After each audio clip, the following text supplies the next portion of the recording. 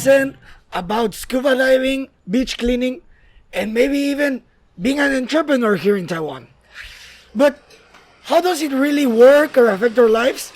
Today, Nigel and we both are gonna make the science behind it edible for everybody. Así que, toma pulque y come nopal, que el Pulche Podcast va a comenzar.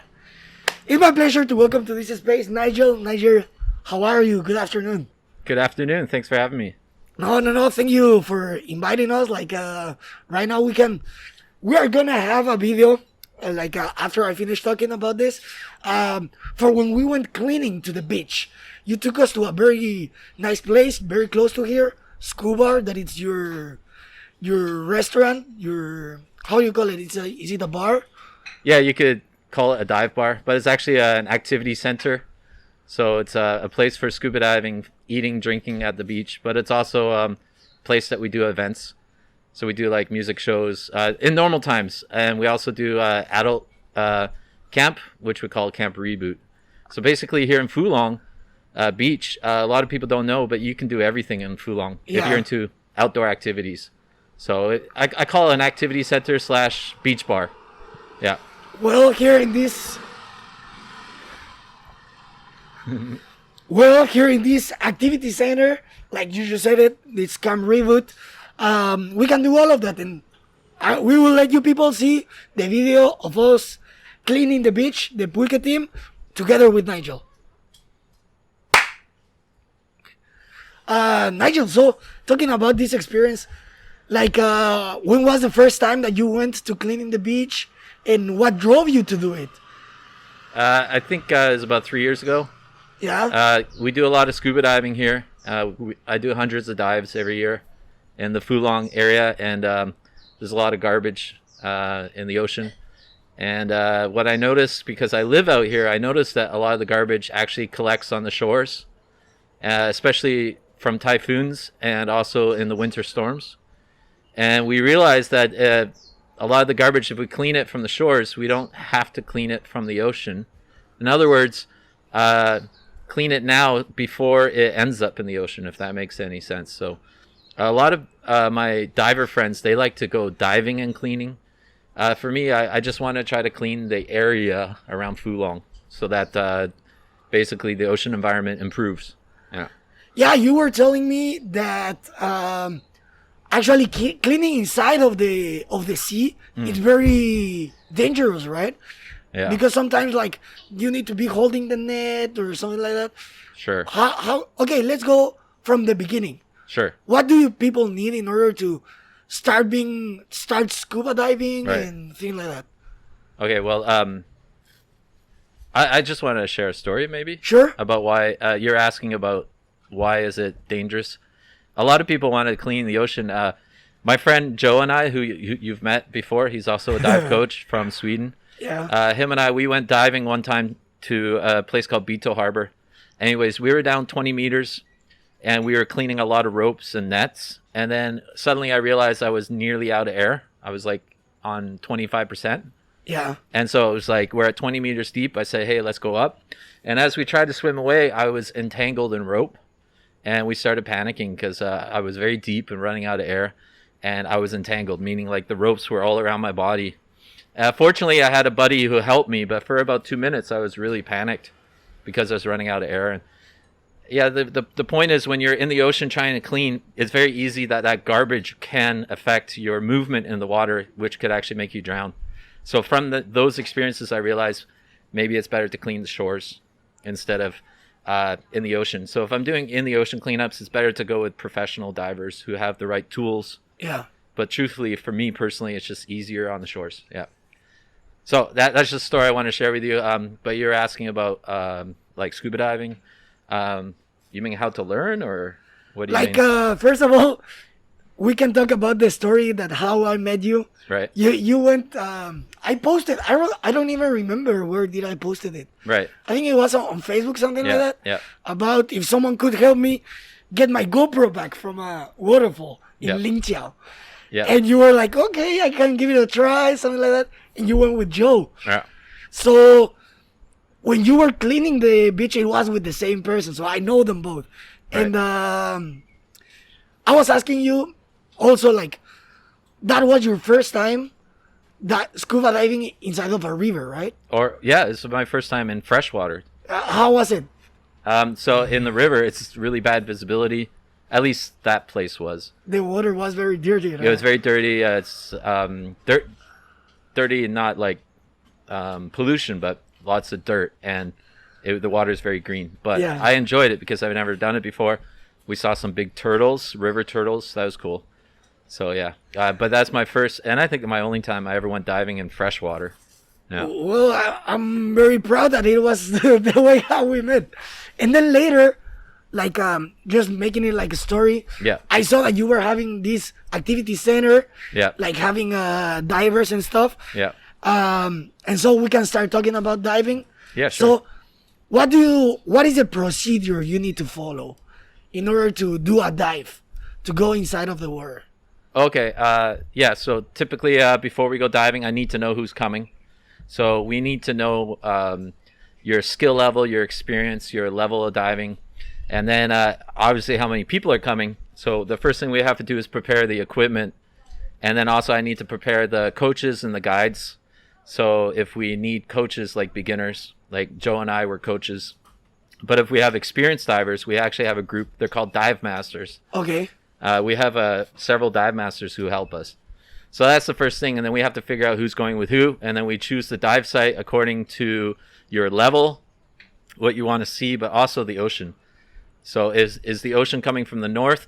What I mean is the waves. Is the waves coming from the north or from the east or from the south? And based on all those variables, we decide where to dive. So a lot of times, let's say on a Tuesday, people will ask, hey, where are we diving on Saturday? We actually don't make the decision until either Friday night or the Saturday morning. Okay. Because, yeah, we can say, hey, we're going to this dive site, but until the people are here, we don't know who was diving with us. You know, we have a lot of talkers, people who say, yeah, I'm going to come diving, and they never showed up. So we always wait to see who actually shows up, Yeah. and then we decide according to the skill level and the conditions and, of course, the helpers. And then we make a decision where we go diving. Yeah. Okay, and you say that you decide the place Yeah. depending on who's coming. So, Yeah. which places around here are the most difficult ones? Or, Yeah. I mean, you live here since Yeah. 10 years ago, right? Yeah. Yeah, So- so the most difficult site and also the most beautiful, in my opinion, we call it Ruby Point. We named it after a girl who used to work here a few years ago. And Ruby Point is difficult because it's a long walk from the parking lot to the actual dive site. Yeah. And then to dive that place, you need small waves and no current. Typically, that dive site has very strong currents. So right now we have a full moon. So if we want to go diving there, you have huge tidal differences during full moon and new moon. So Yeah. ideally, you actually want to dive between moons. In other words, half moons, right? So that's another problem why there's lots of accidents sometimes, is like people say, hey, I want to go diving at Ruby Point on Saturday at 9 a.m. It doesn't work like that. You have to go when there's no waves and no currents. And so after you jump in, it's like a good 10, 15-minute dive just to get to the beautiful area. And if you're not good on air consumption or kicking, you'll run out of air very quickly. So I've taken JJ, who's my business partner. Yeah. I've taken him there once, and we went when there was a very strong current. And he had a good time. He was like flying through the current, thinking it's fun. But actually, from my perspective, I had to go rescue him. But he enjoyed himself. Yeah, yeah. So yeah, that site is very dangerous, Ruby Point, and I'm a little bit worried about it because last year it became very famous. Yeah. So I'm worried about people who are not skilled going there, and there will be an accident. I've been diving there for 6 years, so I know the site very well, and I only take maybe 5% of our divers. So yeah, but we have other dive sites that are easier, like a site called Meishan, Yeah. and it's like super easy. It's only like 6 meters deep. There's no currents. Short walk, short swim. Everything's like between rocks, so it's like protected. It's almost like a pool in the ocean, Yeah.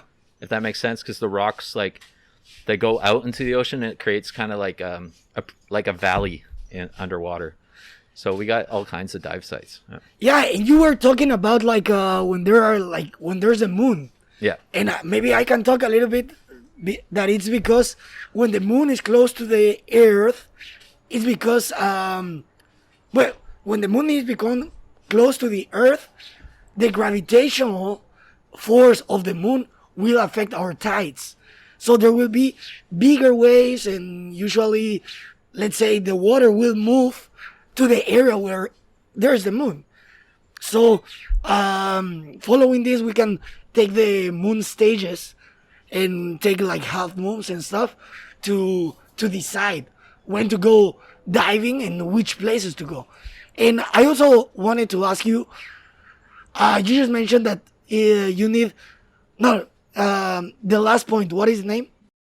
Who? The last point of diving.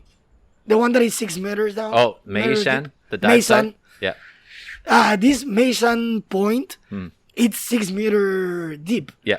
So why is the depth like something very important for beginners? Oh, okay. So there's a few reasons for that, but the main reason, I guess, would be the deeper you go, the faster you use your air, and beginners typically breathe quickly. Okay. So if you're at 6 meters, you can dive for maybe an hour for beginners. But if you go something like 20 meters, you can run out of air very fast.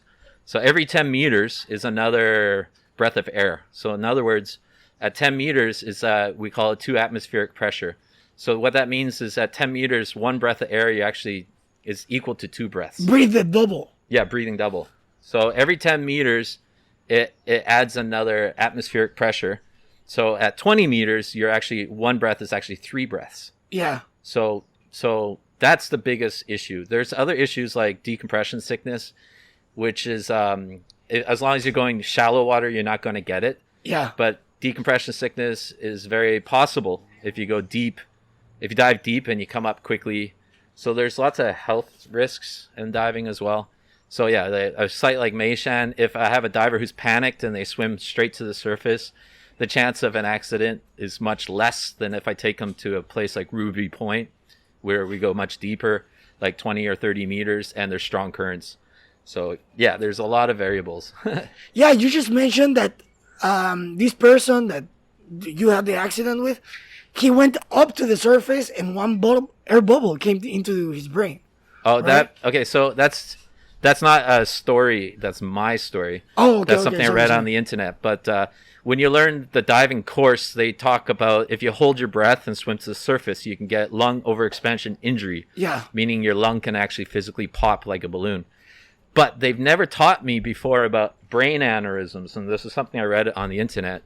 And it's frustrating that when I became a coach, no one ever told me about this risk, which is it's possible that in your bloodstream, nitrogen bubbles form, and if you swim too quickly to the surface, that bubble can actually expand in your blood. And this guy was in Egypt, an Englishman. He was learning how to dive in England in the pool. Then he went to Egypt to finish the dive course. And when he was underwater, he panicked because he had to take off the mask and put it back on. And he panicked and swam to the surface, and he ended up having a bubble in a blood vessel in his brain that expanded, and it gave him an aneurysm, and he died. So that's kind of extreme. And so even free divers are people that swim down and go up very quickly. That could be a risk, but it's more of a risk in diving because when you're breathing underwater, you're getting nitrogen bubbles. Yeah. And if you go to the surface quickly, we've been taught that you can get decompression sickness, but in this case, he got a brain aneurysm. So sounds like I'm being a downer, but yeah, there's definitely some risks involved in diving. Yeah. Yeah, sure. Because usually, like, the air that we breathe is under 1 atmosphere. That's why it's called the pressure measurement is 1 atmosphere. Yeah. But under the water, we've got more material above us, right? Yeah. So we can go maybe 10 meters down, and it's the same as having another atmosphere above us. Right. So how much is the deepest dive that you've taken? Me personally, I've gone to 41 meters. 41 meters. Yeah, that's the deepest because they say that the deepest you're allowed to go as a recreational diver is 40 meters. Yeah. So my friend and I, we just went 1 more meter, just because you like to break rules. But the truth is rebellious. Yeah, well, it's not really that much of a rule breaking because the truth is it becomes lethal the depth of where you can die is 67 meters. That's where you get, it's called oxygen toxicity, where you die from overdose of oxygen. The reason why we say 40 meters is the first thing we talked about, which is the pressure. Yeah. So at 40 meters, one breath is 5 breaths. So if I went to 60, one breath is 6 breaths, meaning I'll run out of air very fast. But the other reason is when you go deeper, it's called nitrogen narcosis, which means you can get high on nitrogen like alcohol. And the other problem is what I just mentioned, oxygen toxicity. So me personally, I've gone to 41 meters, and that's the deepest for recreational diving. If you want to go deeper, it's called technical diving, but I've never done technical diving. How long did that dive took? How long time? I think we're underwater 30 or 40 minutes. Yeah. I can't say for certain. It was a long time ago. I was in Canada when I did that. How is diving in Canada, and how can you compare it to diving in Taiwan? Well, it's cold water, first of all. Yeah. If I were to compare it, well, obviously it's colder, so you have to wear a dry suit. Taiwan, you can wear a wetsuit. Yeah. But for cold water diving, it's rated the best in the world. So if you're Canada. Yeah. It rated the best in the world. Basically, cool. Yeah. Where I'm from, Vancouver Island, according to Jacques Cousteau, who's the founder of scuba diving and also a marine biologist, Vancouver Island was his second favorite place to dive in the world. His favorite was the Red Sea. So he said that it's his second favorite place in the world. Yeah. And because we're from Vancouver Island, we like to take his words, Jacques Cousteau, and say, hey, this is number 2 best diving in the world. But for cold water, the reason why we have the best diving, and it's not just Vancouver Island, you have to understand, it's also like Washington State and up to Alaska. So that part of North America. We have the kelp forests, but the most famous thing we have is the world's largest octopus called the Pacific Northwest octopus. And in Canada? Yes. How big is that? Well, they can get up to 6 meters. They can, but the biggest one I've seen is maybe 4 or 5 meters. I haven't seen the 6 one octopus being 6 meters. The biggest one ever found is in a place called Saanich Inlet, which is near my hometown of Victoria. Yeah. It was 6.5 meters long. Yeah, so they're like 18 feet. Yeah. And how deep do they? Oh, you can see them as shallow as 5 meter or all the way to 30 meters. Yeah. Well, that's very interesting. And how about the animals that you find here in Taiwan? So Taiwan is interesting for scuba diving because it is between cold water and warm water. So you have Japan in the north and you have Philippines in the south. And Taiwan is what we call semi-tropical, meaning it's like tropical but not full-on tropical. So it's on the Tropic of Cancer. And the reason why that's interesting is the typical fish life that you will see in Philippines we have in Taiwan. But also the typical sea life you'll see in Japan or Okinawa we have in Taiwan. So Taiwan's one of those like ecological borders. Diversity. Yeah. Very diverse. So Jacques Cousteau, going back to him, back in the 60s and 70s, he did extensive research on marine biology around the world. At that time, he rated Taiwan as a AAA for marine life in the world, meaning like one of the best places. But unfortunately, since the 70s until today, Taiwanese people or Asian people in general love seafood, and it's being heavily fished. So between the 70s, 80s, and 90s, and even the early 2000s, Taiwan was heavily fished. But what's nice now, about 20 years ago, they changed the law with the fishermen. You are not allowed to fish within 1 kilometer of the coast. So you will see like hobby fishermen like on the coast with their fishing rod, but the actual fishermen on boats, they have to be at least 1 kilometer or further from the shore. And that's where we go scuba diving. So I call it the Goldilocks zone. I've been diving in Taiwan for 10 years. Here in the north, people always said diving in the north sucks. It's boring, nothing to see. I've been here for 10 years. It's amazing. So what I'm trying to say is the life is coming back. That biodiversity that Jacques Cousteau talked about in the 60s and 70s is coming back. Because the last 2 or 3 years, especially last year and this year, we've seen everything. Like, it's just crazy. Yeah. Yeah, I saw some of your posts on Facebook that you say that scuba diving in the north of Taiwan is underrated, right? Yeah. You like it a lot. Yes. And you just mentioned that you've been here for 10 years. Yes. So can you tell us like a little bit more about your story of how everything developed for you? Like the first moment you step on Taiwanese land Right. until right now that you have like developed like such a big activity center. Right. Okay. Thanks. Yeah, I just came because I'm from Canada. Like, I just came to Taiwan originally just to teach English because I've never tried it. A lot of my friends were doing it. And then when I came to Taiwan, the first thing I noticed, I'm like, wait a minute, I'm on an island. So obviously they scuba dive here. So I started, I was already a dive coach. I became a dive coach in 2001. So 20 years ago in Canada originally. And so this is about 2010. So when I first came, I went to some dive shops and we started diving. And then I started teaching on the weekends. And then I had a friend who he owned a media business. He's from Scotland. And he was telling me how to open a business. So then I was considering maybe I should open a dive business. And that was 2012. I opened a dive business. Yeah. And then I was working at a swimming pool in Taipei called Songshan Sports Center.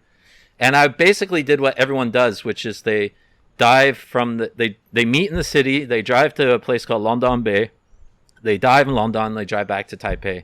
And I did that for 2 years and I hated it because I hated the driving. Yeah. So much driving, so much traffic, waking up super early, trying to find parking, fighting for tanks of air. It was just a very stressful thing. So then I said to my friend, we should get a place in Fulong. And originally my idea was just to rent a house, like a place to keep our dive equipment and people can take a train. Yeah. So Fulong, where I am now, was never famous for diving. But I'm from Vancouver Island, where we learned how to find dive sites. So it was already like, I know how to find dive sites. So when I came to Fulong to find a house, I found a place called the Scubar, which was a South African barbecue restaurant. And they were, I asked him if I could rent the back room, and he said, no problem. So I started bringing people to Fulong. After 1 year, the owner decided to sell the business to me. So we changed the name to the Scubar to Scubar. So we do food, drinks, and diving, basically. So then I had the pressure that I needed to find dive sites in this area because I was competing with 17 dive shops in London, plus another 10 or 20 dive shops in Taipei. So why do people want to come to Fulong? So I did a lot of diving. And now I'm confident to say that I think the diving's better in Fulong than where everyone else goes. So, yeah. Like I said, Ruby Point is like amazing. Yeah. That's great. And this movement from like this change from the Fubar to Scubar, Yeah. how was it? Like, let's say, which advantages did you find, or which disadvantages did you find, like being a foreigner and setting down a business here? How was that? All of that. Truthfully, it's a very tiring experience. I don't think most people could have the patience. And the reason I say that here in Fulong has so much potential. This place could be the #1 beach town of Taiwan, Northern Taiwan, not all of Taiwan. Right now, that title goes to Waiao. And the difference with Waiao and Fulong, the culture. Waiao wants to make it the #1 beach. So they have a lot of, the government's like putting energy into it. Entrepreneurs are going there. Fulong is like full of old people that don't want to change. So when I came here, I was lucky for one reason, which was the South African guy. He had to deal with the locals not liking foreigners. They got used to it after 5 years and realized the foreigners are good for Fulong's business. So when I took it over, I had no problems with the locals. But the problems I had was I wanted to change things, and they don't like that. And it's very frustrating because in Waiao, this is my personal opinion, but Waiao is such a popular, famous beach, but it sucks in my opinion. And the reason it sucks for me personally, I'm not a surfer. If you like to surf, it's great. If you don't surf, it's black sand, so it burns your feet, and it gets all over your body and it's super dirty. Here we have white sand, we have sunsets, and what differentiates these two beaches, like Fulong, you can windsurf, sail, SUP, we have a river here for SUP. You can scuba dive, snorkel, surf. We also have surfing, hiking. We have a bicycle trail called the Kowloon Tunnel. Fulong really has everything. But what I'm trying to say is I'm very frustrated because I want to do more and more and more. and I get a lot of pushback. So the experience I've had as a foreigner running this type of business has been very long and frustrating. However, to keep things positive, the people I've met and the people who have supported us, they keep us going, and it's all worth it. Every time we have a customer go home happy, you know, of all that pain we've gone through, it makes it worth it. Yeah. Yeah, you were telling us like, I mean, right now we just went to cleaning the beach. We were 5 foreigners. Yeah. And you were like, yeah, it's so funny because sometimes the Taiwanese people, they see foreigners cleaning these beautiful sites. Yeah. And then kinda feel a type of pressure, and they want to also join, right? That, like, sadly right now because of the pandemic, we cannot do it like in large amounts. Right. But we can keep on doing it. And actually, I wanted to ask you, you just mentioned you started because you found out that cleaning inside the ocean, it was too dangerous. Yeah. So you move outside the ocean. Yeah. And you told me something very interesting. You find the cleaning spots on Google Maps. Yeah. So how was it? And how does it work? Right. So I was convinced that the entire coastline of Taiwan is covered in garbage. That's incorrect, by the way. Because the pandemic started in Taiwan in May. May 2021, not 2020. Yeah, May 2021. So the pandemic came to Taiwan very late. It suddenly changed all of our plans. And we decided to use this time and energy to focus on the cleanups. And then now I actually put some energy into it, right? Like, we usually do a cleanups once a month. Yeah. But now we're doing it every day pretty much. And what I discovered is that most of the garbage is actually in this area. And the reason for that has to do with the geography. You have rocks and plants that catch the garbage, plus we're north facing. So in the winter, you get a lot of waves coming from the north. So what I'm trying to say is other parts of Taiwan is like east or south facing might not get the same kind of currents and waves that will allow the garbage to collect. Now you're mentioning Google Maps. So then JJ wanted to help me clean, and he said, but I don't want to walk too far. So I pulled out Google Maps and I looked, and I realized you can see the garbage on Google Maps, which is basically the styrofoam, the huge, I don't know, 1 meter long pieces of styrofoam chunks. Yeah, big chunks, right? It's all over the coast, and you can see it from space. So I started using Google Maps to find the locations to clean. And then that's when I started studying the rest of Taiwan. Like, I'd randomly like go to Tainan or, you know, Kenting or somewhere. And then I realized that actually, because you can see the garbage from space, that it's not the whole coast. It's only certain areas, you know, that have all the right ingredients to collect garbage. Yeah, yeah. So then I started looking at other countries. For example, I went to Vietnam because I know Vietnam's notorious for throwing their garbage out. And I found some beaches covered in garbage. So you can actually find garbage on Google Maps. Yeah. And so that's what we're doing right now. We use Google Maps to find certain locations. And we started a movement we've called the Blue Dot Mission. So the blue dot represents a spot on Google Maps. And by making it clean, you're making the ocean blue again, if it makes sense. So I know like the environmental movement's always using the color green. But because we're involved with the ocean, we chose the color blue. Blue. Yeah. Yeah.